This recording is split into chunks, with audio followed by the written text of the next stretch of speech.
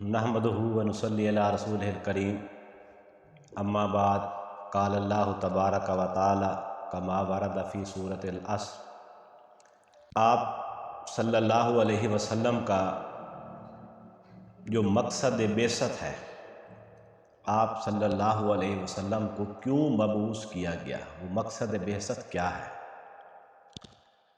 वो कुरान मजीद में 3 मकामात पर आया। वो क्या है?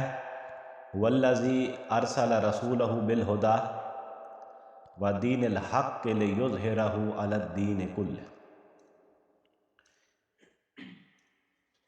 कि अल्लाह ताला ने भेजा, वल्लज़ी अरसल रसूलहु बिलहुदा, वही अल्लाह जिसने भेजा अपने रसूल को अल-हुदा, कुरान हकीम देकर, बिलहुदा व दीनिल हक़्क़ि, और मुकम्मल निज़ाम ज़िंदगी देकर, लियुज़हिरहु अलद्दीन कुल्लिह, ताकि इसे पूरे के पूरे इज्तमाई निज़ाम पर गालिब कर दिया जाए। तो ये तब्दीली कैसे आएगी? यानी कि आप सल्लल्लाहु अलैहि वसल्लम का जो मकसद बेसत है कि इस दीन हक़ को पूरे के पूरे निज़ाम ज़िंदगी पर गालिब कर दिया जाए, तो ये किस तरह होगा?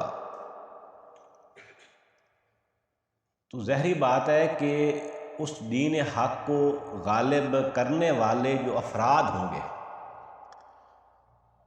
उन अफराद की तैयारी कैसे होगी, किस तरह वो अफराद तैयार किए जाएंगे जो कि दीन हक़ को पूरे निज़ाम ज़िंदगी पर गालिब कर सके। अब उन अफराद की तैयारी कैसे होगी, ये कुरान मजीद में 4 मरतबा है। यतलू अलैहिम आयातिही व युज़क्कीहिम व युअल्लिमुहुमुल किताब वल हिकमा। आप सल्लल्लाहु अलैहि वसल्लम यतलू अलैहिम आयातिही, उन पर अल्लाह ताला की आयात की आप सल्लल्लाहु अलैहि वसल्लम करते हैं, तिलावत करते हैं। व युज़क्कीहिम, और उसके नतीजे में उनका होता है तज़किया नफ्स होता है। व युअल्लिमुहुमुल किताब वल हिकमा, और उन्हें किताब और हिकमत आप सल्लल्लाहु अलैहि वसल्लम सिखाते हैं। तो ये अनासर 4 गाना है जिससे वो जमात तैयार होगी, वो अफराद तैयार होंगे, जिससे अफराद के अंदर तब्दीली आएगी जो दीन हक़ को गालिब कर सके। अब अफराद की तब्दीली से क्या मुराद है? एक वाक़े के ज़रिए से हम इस बात को समझते हैं।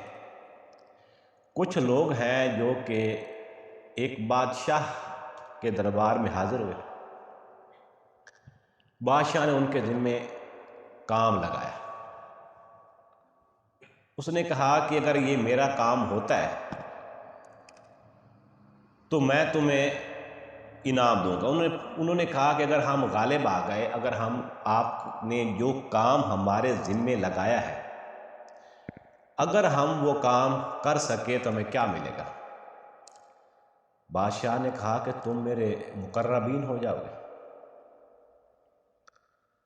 तो फिर कुछ ही देर बाद एक वाक़या रूनुमा होता है, और उस वाक़े के नतीजे में उन अफराद का नुक्ता नज़र तब्दील हो जाता है।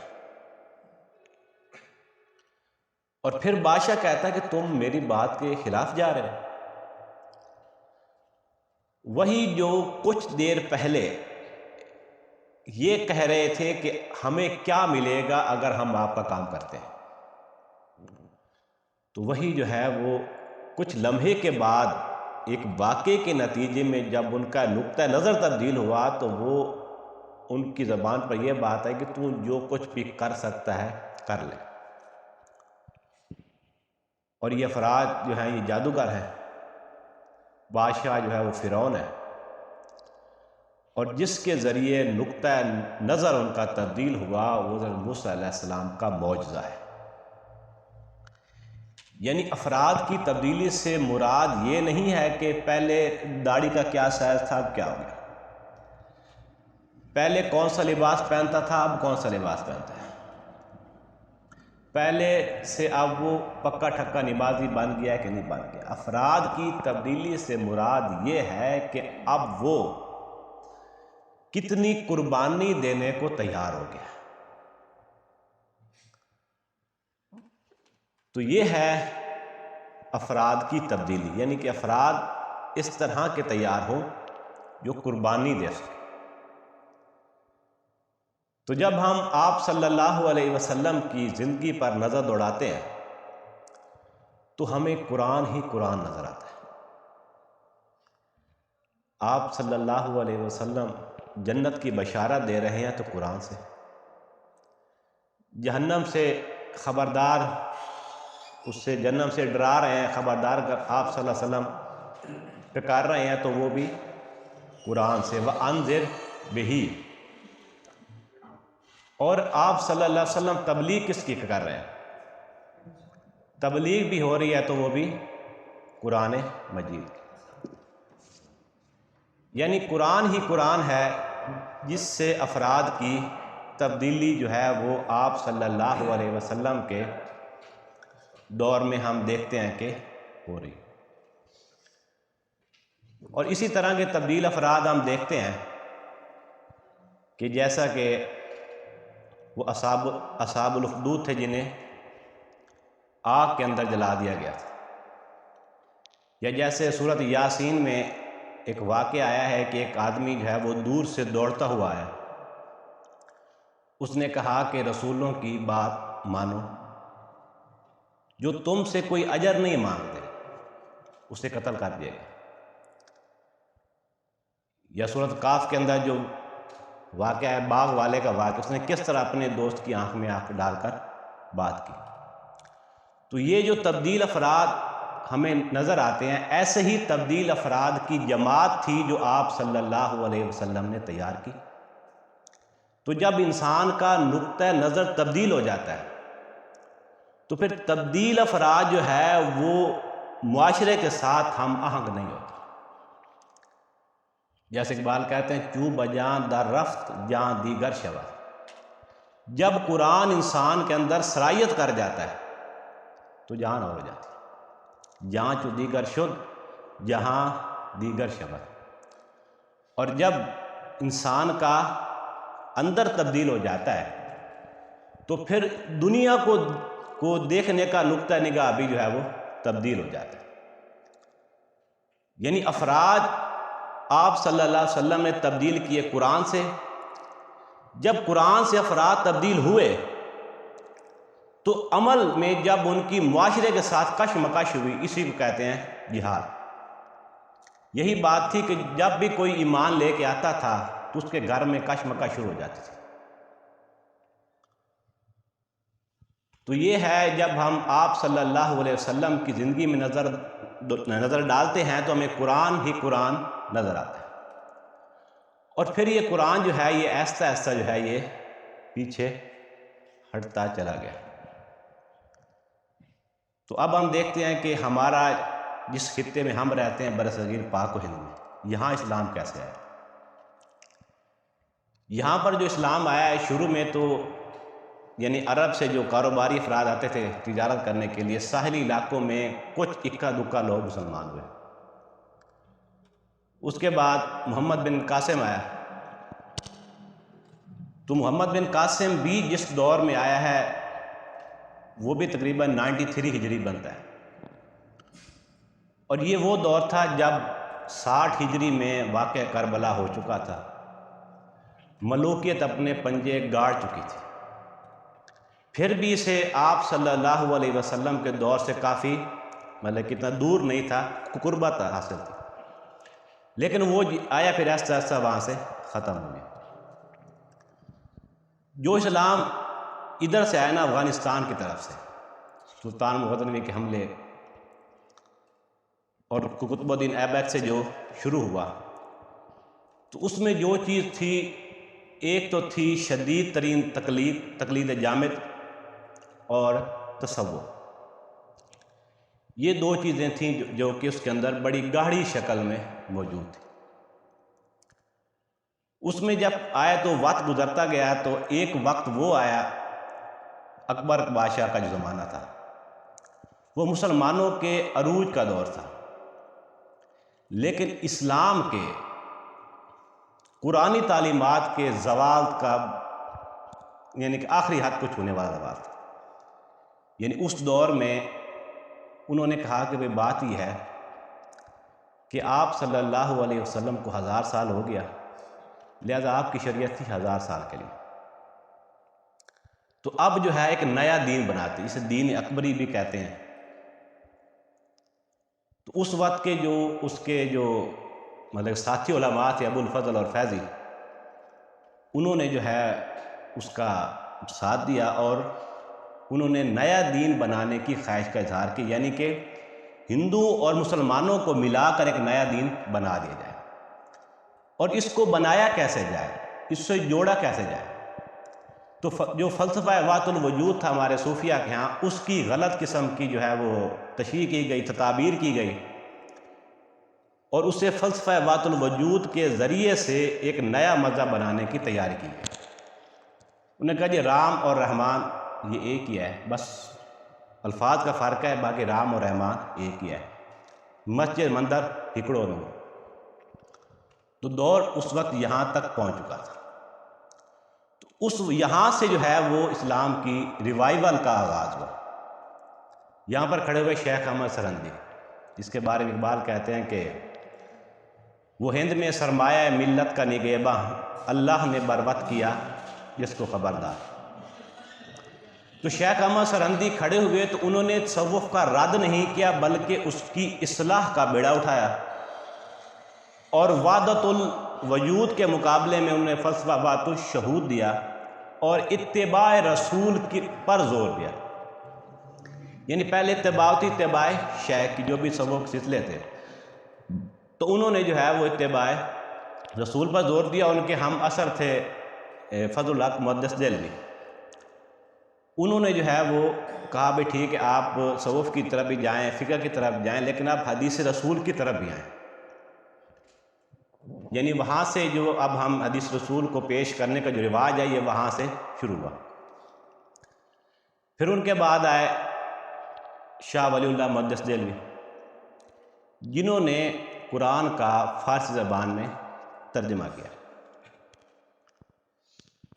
اب اس وقت کے جو 500 علماء تھے جنہوں نے کہا کہ شاہ ولی اللہ محدث دہلوی نے یہ سوچ کر ان کا قرآن کا ترجمہ کرنے کا ارادہ ہے، اتنا بڑا کفر کیا کہ واجب القتل ہو گیا۔ اور یہ بھی کہا جاتا ہے کچھ لوگ قتل کرنے کے ارادے سے آ بھی گئے تھے، لیکن شاہ صاحب کا رعب ان پر ایسے پڑ گیا کہ وہاں سے لوٹ گئے۔ تو جب شاہ ولی اللہ محدث دہلوی نے قرآن کا ترجمہ کیا تو اس قرآن کے جب قریب ہوئے، جیسے کہ دور صحابہ میں آپ صلی اللہ علیہ وسلم نے قرآن کی تعلیمات دی تو عمل میں جہاد پیدا ہوا، تو جب شاہ ولی اللہ نے قرآن کا ترجمہ کیا تو اس کی کوکھ سے جو ہے وہ تحریک شہیدین برآمد ہوئی، سید احمد شہید اور شاہ اسماعیل شہید۔ شاہ ولی اللہ نے ترجمہ کیا فارسی میں، ان کے جو 2 بیٹے تھے، مطلب بیٹے تو ان کے 3 تھے، لیکن شاہ عبد القادر نے ترجمہ کیا با محاورہ، اور شاہ رفیع الدین نے لفظی ترجمہ کیا، اور جو شیخ الہند نے قرآن کا ترجمہ کیا ہے وہ جو شاہ عبد القادر نے قرآن کا ترجمہ کیا تھا اسی کو، یعنی کہ ایک اس عرصے کے اندر جو محاورہ تبدیل ہو جاتا ہے، تو انہوں نے اس کو اس دور کے محاورے کے مطابق اس کا ترجمہ کیا، شیخ الہند مولانا محمد حسین دیوبندی رحمۃ اللہ علیہ۔ تو طریق شہیدین کی کوکھ سے ہی جو ہے وہ یہ جو مطلب کہ دیوبند ہے یہ انہی میں سے نکلے، اور انہی کے عناصر ہیں جو کہ افغانستان میں گئے۔ پھر اس کے بعد یعنی کہ دیوبند ایک دور میں ایک تحریک کی حیثیت رکھتا تھا، لیکن بعد میں یہ بات یہاں سے نکل کر آ گئی ابوالکلام آزاد میں اور ڈاکٹر علامہ محمد اقبال۔ علامہ محمد اقبال نے جو قرآن کی طرف دعوت دیا ہے، وہ زمانے میں مزے تھے مسلمان ہو کر، اور تم خار ہوئے تارے کے قرآن ہو کر۔ ابوالکلام آزاد نے قرآن کی دعوت دی، اس کا بیڑا اٹھایا، لیکن 1920 تک وہ چل سکے، پھر بعد میں وہ چلے گئے کانگریس میں۔ پھر اس کے بعد سید ابوالعلا مودودی، انہوں نے جماعت اسلامی کی بنیاد رکھی، اور ڈاکٹر اسرار احمد نے قرآن کی دعوت کا جو ہے وہ ویڈیو لیکچر کے ذریعے سے قرآن کی دعوت پھیلائی۔ تو یہ منتخب نصاب جو ہے یہ مولانا امین حسن اصلاحی جو کہ جماعت اسلامی میں تھے، انہوں نے ترتیب دیا، اور پھر بعد میں اس میں ڈاکٹر اسرار احمد نے کچھ اضافے کیے۔ تو اس منتخب نصاب کی جو بنیاد ہے، جو بیج کی حیثیت ہے، وہ سورۃ العصر ہے۔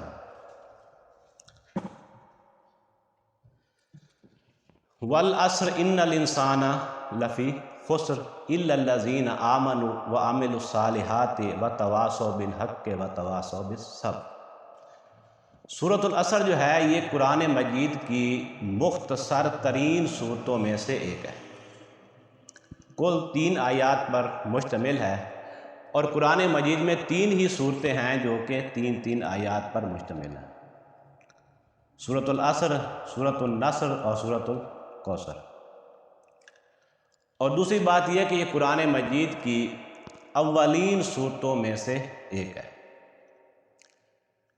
جو قرآن مجید کی اولین صورتیں ہیں وہ ہیں تو بڑی چھوٹی، لیکن ان کا انداز جو ہے وہ بڑا چونکانے والا انداز، جیسے اما یتساءلون عن النبأ العظیم، یہ کس چیز کے بارے میں سوال کر رہے ہیں، یہ کس چیز کے بارے میں چامگوئی ہو رہی، اس بڑی خبر کے بارے میں، جیسے القاریہ ملقاریہ وما ادراک ملقاریہ، وہ کھڑکھڑانے والی، تمہیں کیا پتہ ہے کیا ہے وہ کھڑکھڑانے والی، جیسے یہ ہے کہ والعصر ان الانسان لفی خسر، زمانہ گواہ ہے، زمانے کی قسم ہے، تمام انسان خسارے ہیں۔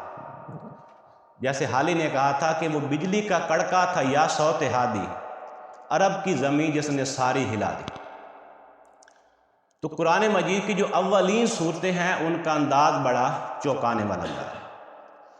اور تیسری بات یہ ہے کہ یہ قرآن مجید کی آسان ترین صورت ہے، ہم اردو بولنے والے کے لیے تو اور زیادہ آسان ہے، اس میں کوئی بھی ایسا لفظ نہیں ہے جو کہ ہم اردو بولنے والے نہ جانتے ہو، جیسا کہ والعصر، عصر وقت عصر یا ہم عصر زمانے کو کہتے ہیں، اس کے بعد انسان ہم جانتے ہیں،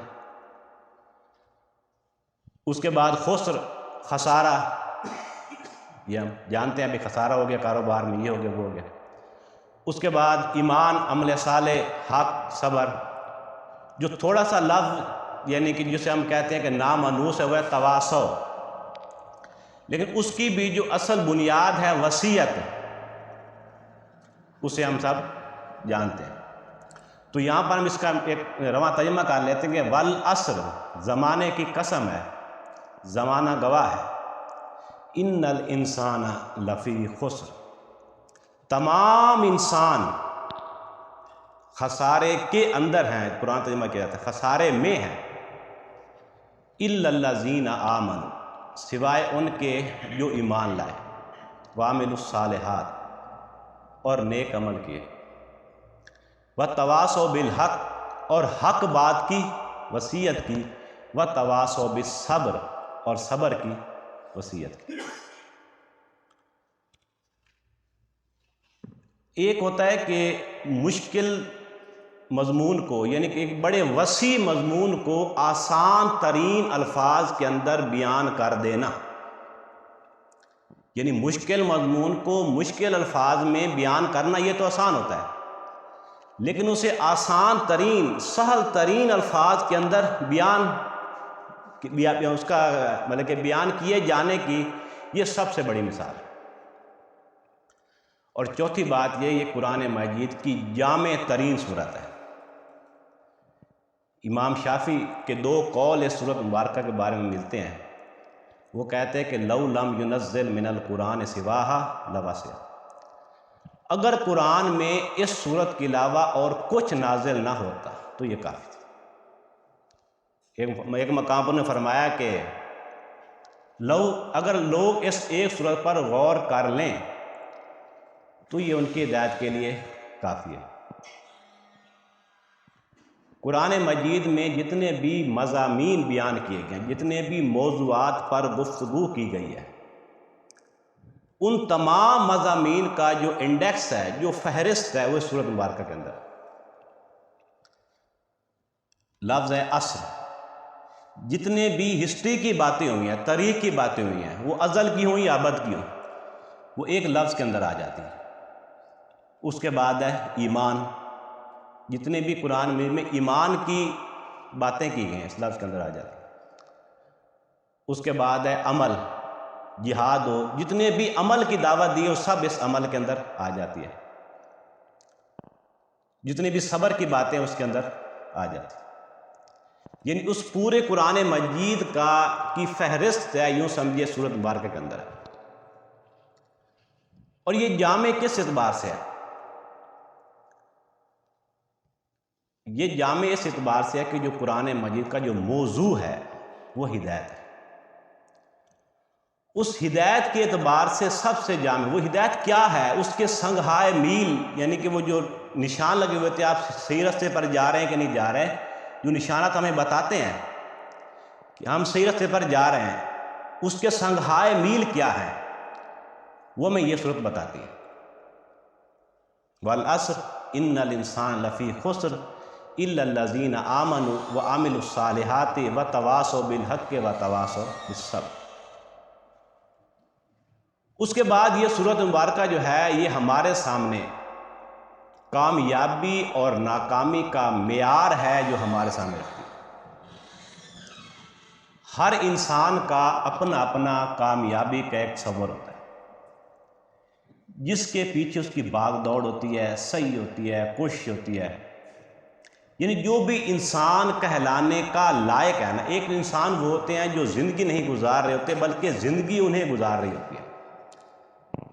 لیکن جو انسان ہے اس کا کوئی نہ کوئی گول ہوگا، کوئی نہ کوئی ہدف ہوگا، کوئی نہ کوئی نصب و لین ہوگا۔ ہمارے ہاں جو کامیابی کے معیارات ہیں وہ کیا ہے کہ کامیابی جو ہے نا یہ مال سے ہے، کامیابی دولت سے ہے، کامیابی جو ہے وہ شہرت سے ہے، کامیابی جو ہے وہ اقتدار سے ہے۔ تو اگر ہم قرآن مجید پر نظر ڈالتے ہیں، اگر دولت سے کامیابی ہوتی تو بڑے بڑے دولت مند ہیں جو کہ ختم ہو گئے۔ اگر اقتدار سے، طاقت سے، پاور سے کامیابی ہوتی تو فرعون و نمرود تو کامیاب تھے، لیکن قرآن مجید انہیں کامیاب نہیں کہتے۔ کامیابی کا جو معیار ہے جو ہے سورہ مبارکہ کے مطالعے سے ہمارے سامنے آتا ہے، وہ یہ کہ کامیاب وہ شخص ہے جس کے اندر یہ چار چیزیں پائی جائیں: ایمان، عمل صالح، تواصی بالحق، تواصی بالصبر۔ جس کے اندر یہ چار چیزیں ہیں اس کے لیے بھلے رہنے کو گھر نہ ہو، جھوپڑی ہو یا فٹ پاتھ پہ سوتا ہو، وہ کامیاب ہے۔ جس کے اندر یہ چار چیزیں نہیں ہیں وہ بھلے جس مرضی مقام جو ہمارے دنیا میں جنہیں ہم کامیابی کے معیارات سمجھتے ہیں ان میں سے جس مقام تک بھی وہ پہنچ جائے، وہ از روئے قرآن، از روئے سورۃ العصر وہ ناکام شخص ہے۔ تو کامیابی اور ناکامی کا معیار ہے جو کہ سورۃ مبارکہ میں ہمارے سامنے آیا ہے۔ والعصر، زمانہ گواہ ہے، یا ہم کہتے ہیں کہ والعصر زمانے کی ہم اٹھاتے ہیں قسم اٹھاتے ہیں، زمانے کی قسم ہے۔ اب یہ جو ہم قسم اٹھاتے ہیں کیوں اٹھاتے ہیں؟ یعنی ایک قسم ہے جو ہم اٹھاتے ہیں اور ایک قسم جو ہے وہ اللہ تعالیٰ اٹھاتے ہیں۔ ہم جو قسم اٹھاتے ہیں نا، ہم اپنے سے عظیم کی قسم اٹھاتے ہیں، ہم اللہ کی قسم اٹھاتے ہیں۔ اور اس قسم اٹھانے میں اصل مقصود کیا ہوتا ہے؟ قسم اٹھانے میں جو اصل مقصود ہوتا ہے وہ شہادت ہوتی ہے، وہ گواہی ہوتی ہے۔ میں کہتا ہوں جی اللہ کی قسم اٹھاتا ہوں کہ میں یہ بات کہہ رہا ہوں ٹھیک کہہ رہا ہوں، یعنی اللہ گواہ ہے میں جو بات کہہ رہا ہوں ٹھیک کہہ رہا ہوں۔ لیکن جب اللہ تعالیٰ قسم اٹھاتے ہیں تو اس سے مراد اس کی عظمت نہیں ہوتی بلکہ مجرد گواہی ہوتی ہے۔ والعصر، زمانہ گواہ ہے۔ اب عصر کا جو لفظ ہے، جیسے ہم کہتے ہیں زمانہ، وقت، ایک تو ہم وقت کہتے ہیں کہ وقت کی بات ہے، مسلمانوں کا وقت، آج یورپین کا وقت بدلتے دیر نہیں لگتی، یعنی اچھے وقت کو برے وقت میں یا برے وقت کو اچھے وقت میں بدلتے دیر نہیں لگتی۔ یعنی یہاں پر جو ہم کہتے ہیں وقت، تو اس سے مراد ایک دورانیہ ہے، لیکن ایک وقت ہم جو کہتے ہیں کہ جو وقت گزر رہا ہے، ایک لمحہ بعد مستقبل ہے، ایک لمحہ پہلے ماضی ہے، یعنی جو وقت جو تیزی سے گزر رہا ہے، جسے سیریل ٹائم کہتے ہیں۔ تو یہاں عصر سے مراد وہ وقت ہے جو کہ تیزی کے ساتھ گزرتا چلا جا رہا ہے۔ والعصر، زمانہ گواہ ہے، زمانے کی قسم ہے۔ تو اصل میں انسان کے پاس جو سب سے قیمتی سرمایہ ہے وہ کیا ہے؟ وہ وقت ہی ہے نا۔ باقی جتنے بھی سرمایہ ہیں انسان کے پاس، یہ تو مطلب کہ یعنی کہ سامان ہے نا، برتنے کا سامان ہے۔ جو سب سے قیمتی چیز ہے جسے انسان کو دے کر دنیا میں بھیجا گیا، وہ وقت ہے، اور یہ وقت ہے جو تیزی کے ساتھ گزرتا چلا جا رہا ہے۔ والعصر، یہ تیزی سے گزرتا ہوا زمانہ، وقت گواہ ہے۔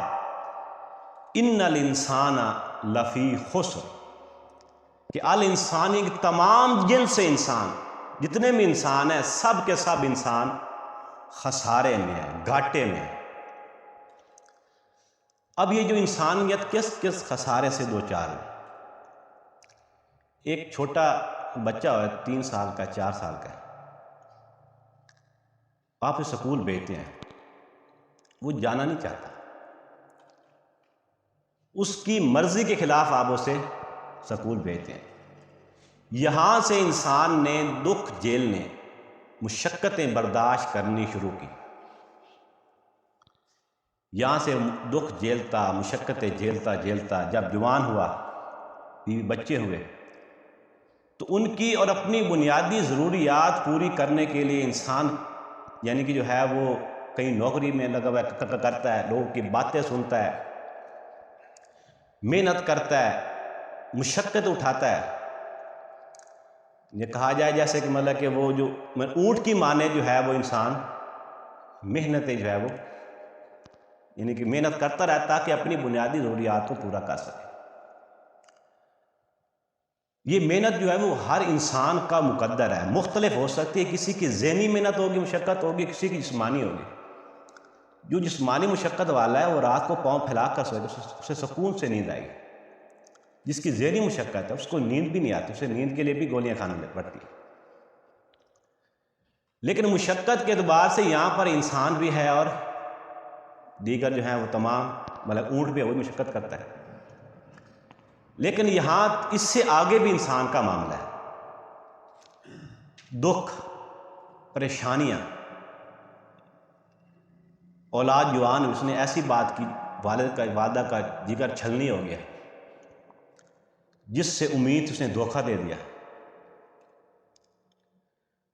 وہ نقصان ہو گیا، یہ ہو گیا، وہ ہو گیا۔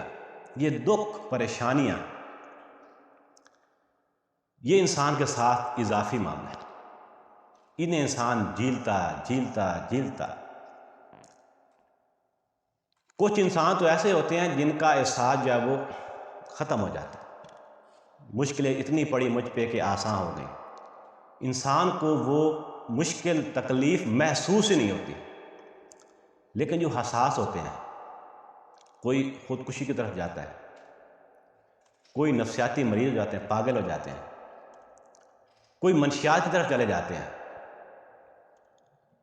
اور کوئی جو ہے وہ بس کہتے ہیں زندگی ہے ختم ہو جائے گی، یعنی کہ موت آئے گی اور یہ دکھ، پریشانیاں ختم ہو جائے گی۔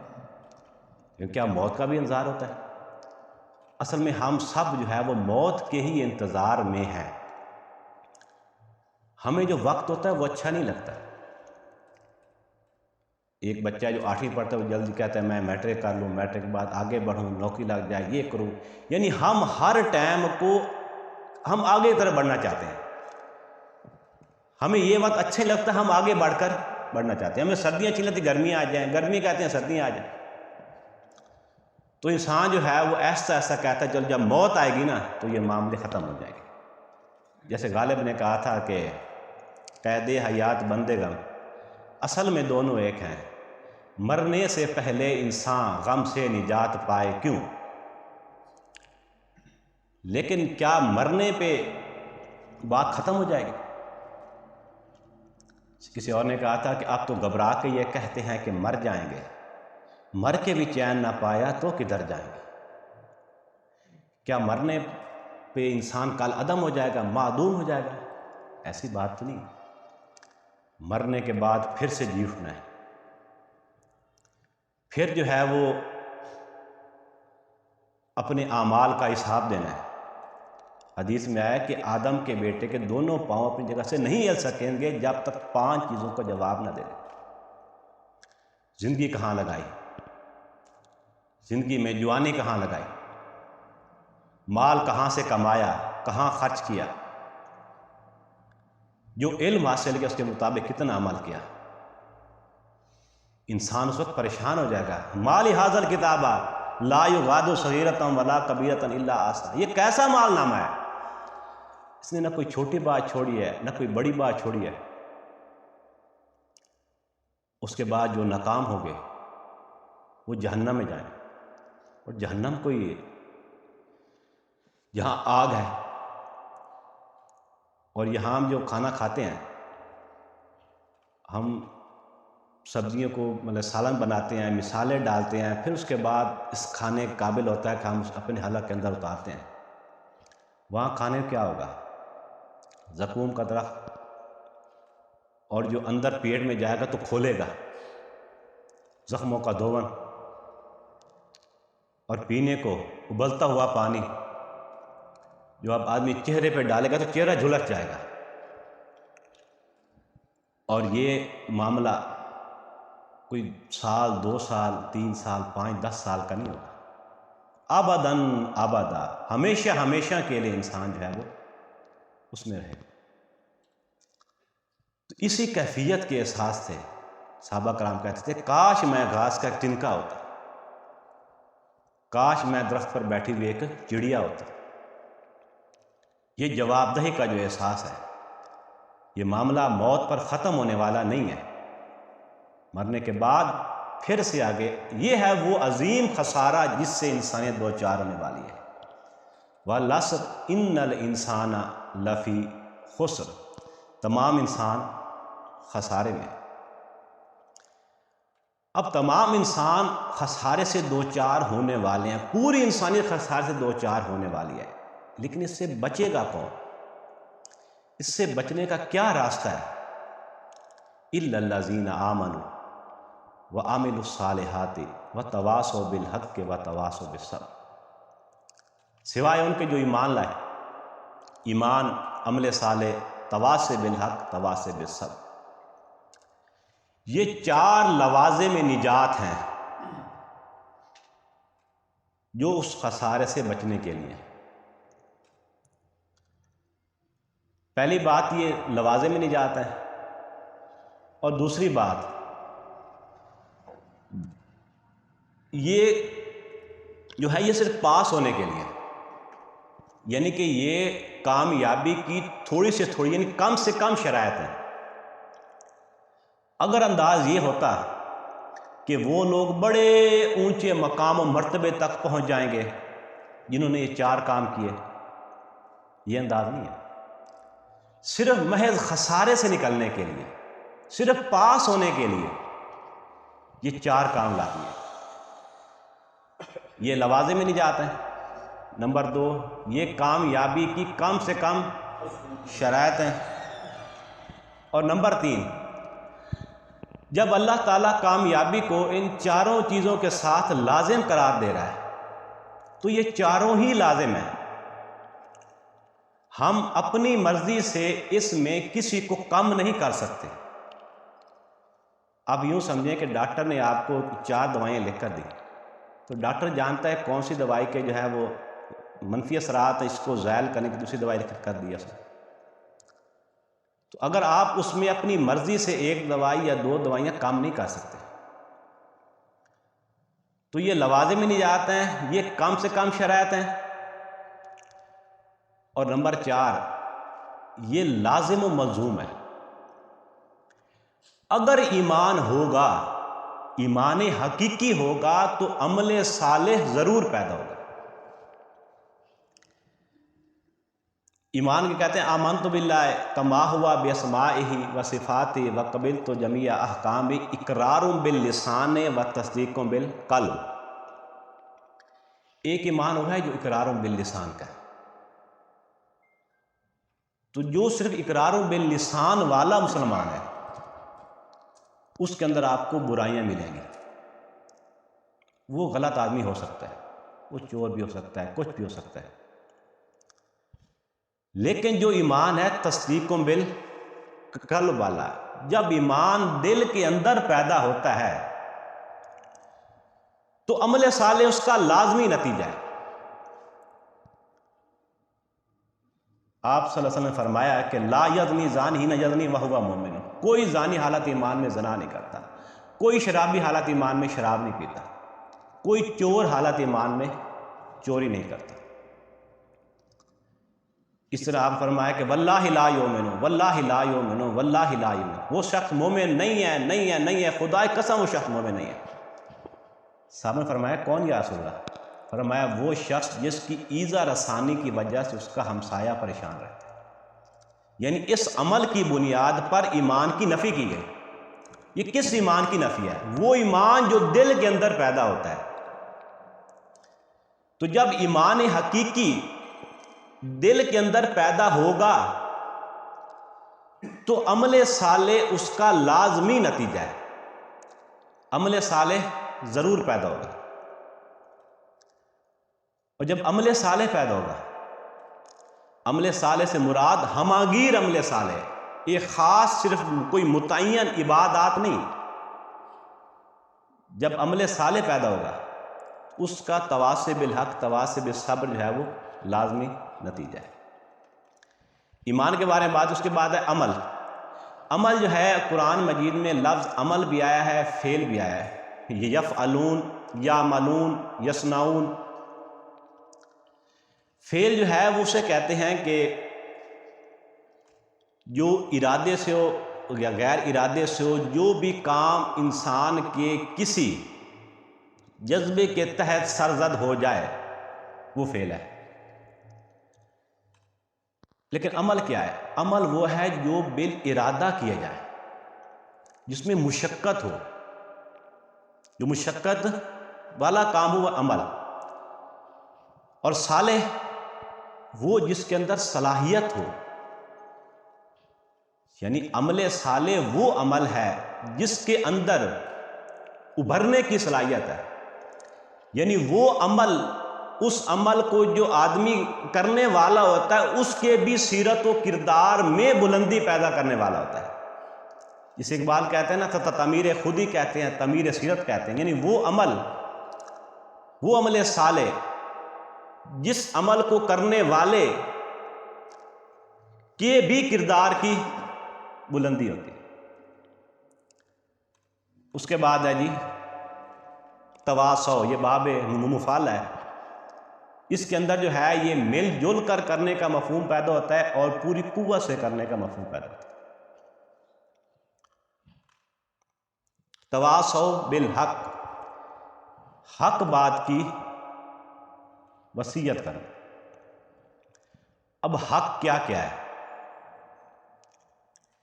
حق عربی زبان میں کہتے ہیں ہر وہ شے جو فی الواقع موجود ہو وہ حق ہے. جو فی الواقع موجود نہیں ہے، جو وہم میں ہے، جو خیال میں ہے، وہ حق نہیں ہے. حق وہ ہے جو اخلاقاً ثابت ہو. یہ والدین کے حقوق ہیں، رشتہ داروں کے حقوق ہیں. حق وہ ہے جو کہ نتیجہ خیز ہو، جو عبث نہ ہو، بیکار نہ ہو، وہ حق ہے۔ اور چوتھی بات یہ کہ حق وہ ہے عقل جس کا تقاضا ہے وہ حق ہے۔ اور صبر کے بارے میں بھی مطلب کہ 4 باتیں ہیں۔ ایک ہے اطاعت پر صبر کرنا، اللہ کی اطاعت پر صبر کرنا، اپنی خواہش نفس کو اس پر لگانا۔ اور دوسرا یہ ہے کہ برائیوں سے رکنے پر صبر کرنا۔ اور تیسرا یہ ہے کہ ابتلاء و آزمائش پر صبر کرنا، جو بھی مشکلیں ہیں، پریشانیاں ہیں، انبیاء پر بڑی بڑی مشکلات آئیں، بہت سے انبیاء کرام قتل کر دیا گیا، اس پر صبر۔ اور چوتھی یہ ہے کہ جب ابتلاء و آزمائش کے بعد مرحلہ آتا ہے، جب اس آدمی کو آزمائش کے ذریعے سے نہیں توڑا جا سکتا، پھر اسے آفر کیے جاتے ہیں، لالچ دیے جاتے ہیں۔ شیب ابی طالب میں جب آپ صلی اللہ علیہ وسلم رہے تو اس کے بعد پھر انہوں نے کہا، قریش مکہ نے کہا کہ آپ چاہتے ہیں ہم آپ کو بادشاہ بنا دیتے ہیں، آپ کو جو کہتے ہیں ہم رشتہ دے دیتے ہیں، یہ کرتے ہیں وہ کرتے ہیں۔ یہ اگلا مرحلہ ہے، یعنی 4 چیزوں پر جو ہے وہ صبر کرنا: ایمان، عمل صالح، تواصی بالحق اور تواصی بالصبر۔ بات یہ ہوتی ہے کہ یہ چاروں لازم و ملزوم ہیں۔ اگر ایمان ہے، ایمان حقیقی، تو عمل صالح اس کا لازمی نتیجہ ہے۔ اگر عمل صالح ہماگیر ہوگا تو تواصی بالحق اور تواصی بالصبر ضرور ہوگا۔ تواصی بالحق جو ہے ایمان کا لازمی، یعنی کہ ایمان اور عمل صالح یہ لازم ملزوم ہے، اور تواصی بالحق اور تواصی بالصبر بھی لازم ملزوم ہے، اور یہ دونوں آپس میں لازم و ملزوم ہے۔ یعنی کہ تواصی بالحق، حق بات کی اگر تبلیغ کی جائے گی، حق بات کی اگر دعوت دی جائے گی، اگر صحیح حق بیان کیا جائے گا تو تواصی بالصبر جو ہے اس کا لازمی نتیجہ ہے۔ اگر آپ حق بات کی دعوت دے رہے ہیں، آگے سے آپ کوئی مشکل نہیں آ رہی، کوئی پریشانی نہیں آ رہی، تو اس کا کیا مطلب ہے؟ اس کا مطلب ہے کہ آپ نے حق کی دعوت دینے میں کمپرومائز کیا ہوا ہے۔ آپ اتنا ہی سچ بول رہے ہیں جتنا سچ برداشت کیا جا سکتا ہے۔ تو جب صحیح معنی میں حق کی دعوت ہوگی تو آگے صبر کا مرحلہ جو ہے وہ ضرور آئے گا۔ تو پہلے بات کی، جب ایمان پیدا ہوگا تو عمل صالح ضرور پیدا ہوگا۔ اب ان دونوں کو آپس میں جو ملانے والی بات ہے وہ یہ ہے کہ ایک آدمی ہے جو کہ ایمان پیدا ہو گیا، عمل صالح پیدا ہو گیا، زمانے کا بہاؤ ہے، ایک معاشرے کا جو ہے وہ بہاؤ ہے۔ وہ آدمی یا تو اگر اس معاشرے کو اس کے بارے میں دعوت دیتا رہے گا، پھر بھی اگر وہ معاشرہ نہ بھی آئے وہ خود محفوظ رہے گا، یا اپنے ساتھیوں کو بچا لے گا۔ اور دوسری بات یہ ہے کہ یہ شرافت و مروت کا تقاضا بھی ہے۔ ایک شریف آدمی، ایک صحیح آدمی کو جب حق بات آ گئی، اس پر ایمان لے گیا، اس پر عمل صالح پر عمل پیرا ہو گیا، اس کی شرافت و مروت کا تقاضا بھی ہے کہ اس کی دعوت دی جائے۔ اور تیسری بات یہ کہ غیرت و حمیت کا تقاضا بھی ہے کہ اس کی دعوت دی جائے۔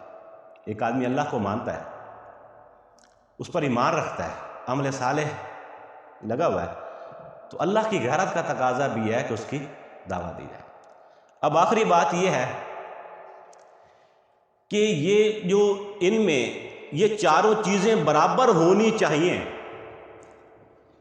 ان میں ہلکا سا فرق تو ہو سکتا ہے۔ جیسے ایمان پیدا ہو ویسے عمل صالح پیدا ہو جائے، جیسے عمل صالح پیدا ہو تواصی بالحق پیدا ہو جائے، اور تواصی بالصبر پیدا ہو جائے۔ ان میں تھوڑی بہت تو کمی بیشی انسان کے مزاج کے مطابق ہو جاتی ہے۔ کچھ ہوتے ہیں انٹروورٹ، کچھ ہوتے ہیں ایکسٹروورٹ، جو ہماری جدید نفسیات میں کہتے ہیں۔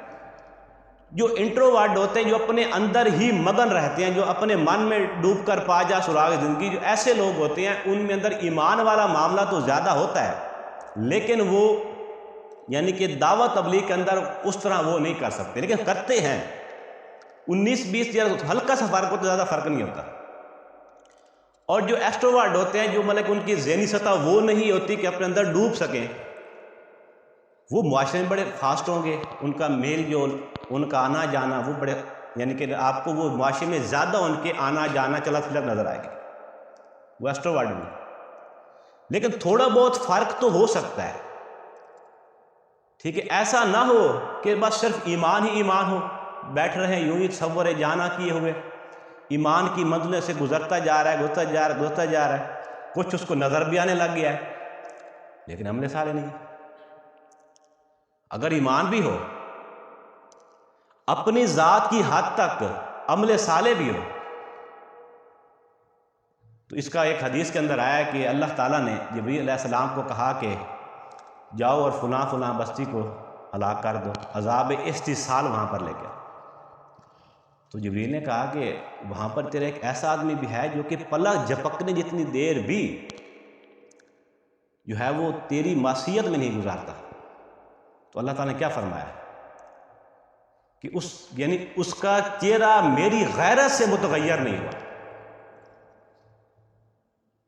کیا فرمایا؟ اس سے نیچے دو، اوپر سے پوری بستی کو ڈال۔ ایمان بھی عمل صالح بھی ہے، اور جو اگلی بات ہے کہ تواصی بالحق تواصی بالصبر، اس میں تو باتیں ہو رہی ہوں، یعنی کہ اسلامی نظام کو قائم کرنے کی بڑی بڑی باتیں بھی کی جا رہی ہوں، حکمرانوں کو جو ہے وہ للکارا بھی جا رہا ہو، لیکن ادھر دیکھا جائے تو نماز بھی نہ پڑھتے۔ تو یہ جو چیزیں ہیں، یعنی کہ یہ چیزیں برابر ہی ہونی چاہیے۔ وآخر دعوانا الحمدللہ رب العالمین۔ جو بات کی اس میں اگر کوئی سوال ہے تو آپ مجھ سے پوچھ سکتے ہیں۔